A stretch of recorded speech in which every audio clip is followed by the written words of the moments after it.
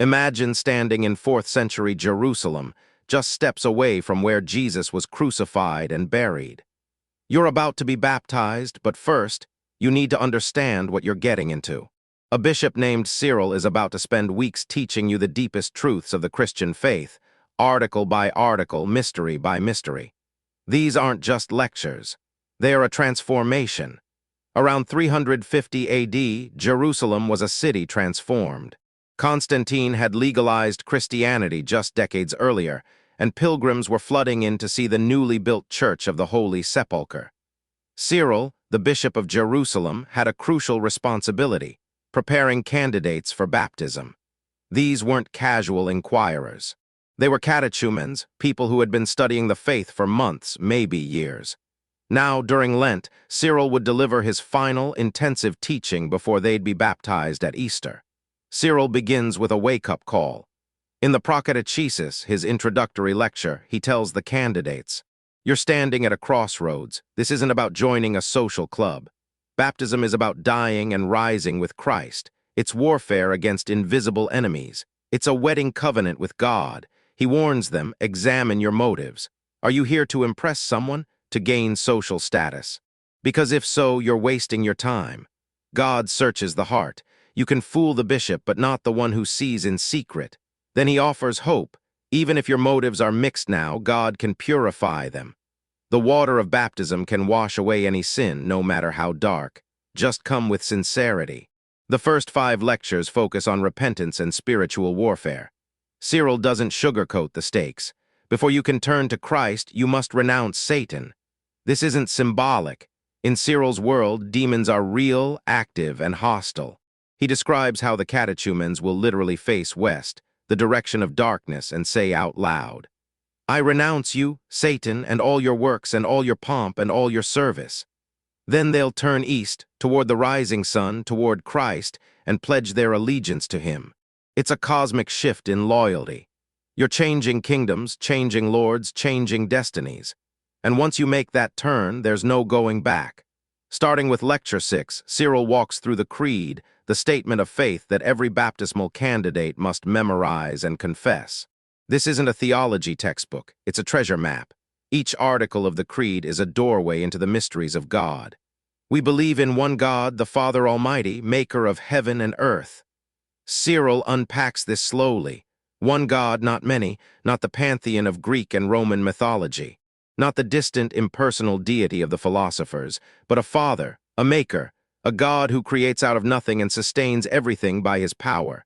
This God is not aloof, he's involved, he's personal, he's your Father. Lectures 10 through 15 focus on Jesus Christ. Cyril is writing in the aftermath of the Arian controversy, a massive debate about whether Jesus is truly God or just the highest created being. Cyril is crystal clear. Jesus is not a creature. He's the eternal Son, begotten not made, of one substance with the Father. He existed before all ages. He's the one through whom all things were made. But here's the mystery. This eternal Son became flesh. He was born of the Virgin Mary. He walked dusty roads, ate meals, felt fatigue. He wasn't pretending to be human. He was fully human with a real body and a real human soul. Yet he remained fully divine. 2 natures, 1 person. This is the incarnation, and it changes everything. Why did he come? To save us. Not by teaching us philosophy or giving us a moral example, though he did those things, but by dying. Cyril walks his listeners to Golgotha, right outside the church where they're sitting. Jesus was crucified there. He descended into death, into Hades itself, to break its power.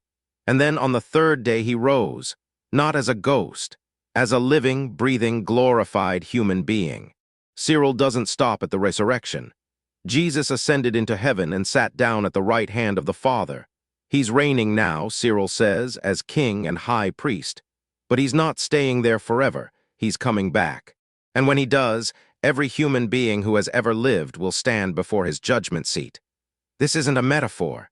Cyril believes in a literal, bodily return of Christ. He believes in a final judgment where every deed, word, and thought will be brought to light.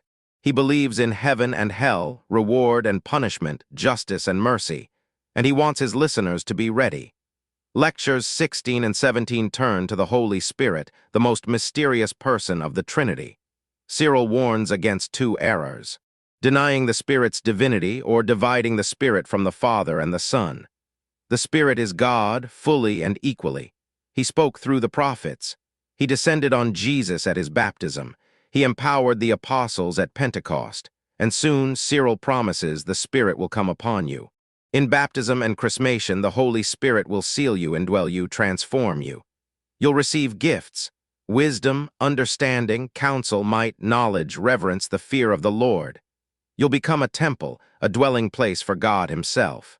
Cyril moves to the church, one, holy, Catholic, and apostolic. Not a building, but a people. A global family scattered across the Roman Empire and beyond, united by one faith, one baptism, one Lord. Heretics and schismatics might call themselves churches, Cyril warns, but don't be fooled. The true church is where the fullness of truth is taught and the sacraments are rightly administered. Then he speaks of the resurrection of the dead. Your body will rise, he insists. Not this exact body, but a transformed, glorified version of it. Like a seed planted in the ground that sprouts into something new yet continuous with what it was. Death is not the end. The grave is not your destiny. Eternal life is. After Easter, after the catechumens have been baptized, Cyril delivers 5 more lectures. These are the mystagogical lectures explaining the mysteries they've just experienced. First, baptism. Cyril describes the ritual step by step. You entered the outer chamber and faced west. You renounced Satan. You turned east and pledged yourself to Christ. Then you were led into the inner chamber, the baptistery. You removed your clothes, a sign of stripping off the old self. You were anointed with oil, like an athlete preparing for combat. Then you stepped into the water. 3 times you were immersed. In the name of the Father, the Son, and the Holy Spirit. Each immersion was a death, a burial with Christ. Each rising from the water was a resurrection, a new birth. You weren't play-acting. You weren't symbolizing something distant. You were participating in Christ's death and resurrection. What happened to him was happening to you. After baptism came Chrismation, the anointing with sacred oil. Cyril explains, just as Jesus was anointed by the Holy Spirit at his baptism, you've been anointed too. The oil was applied to your forehead, your ears, your nose, your chest. Each anointing conveyed the Spirit's presence and power. You're not just forgiven now, you're filled, you're sealed, you're marked as belonging to Christ. You're a priest, a prophet, a king. You share in Christ's anointing, his mission, his authority. This is your identity now, Cyril says. Don't forget it. Don't betray it. The final 3 mystagogical lectures focus on the Eucharist, the climax of Christian worship. Cyril walks his newly baptized listeners through the liturgy. You've just participated for the first time, he says, but do you understand what happened? The bread and wine on the altar aren't ordinary food. Through the invocation of the Holy Spirit, they become the body and blood of Christ, not symbolically. Really. Cyril is adamant, don't trust your senses. Your eyes see bread, but by faith you know it's Christ's body. Your taste detects wine, but by faith you know it's Christ's blood. This isn't cannibalism, it's communion. You're partaking of Christ himself, receiving his life into yours.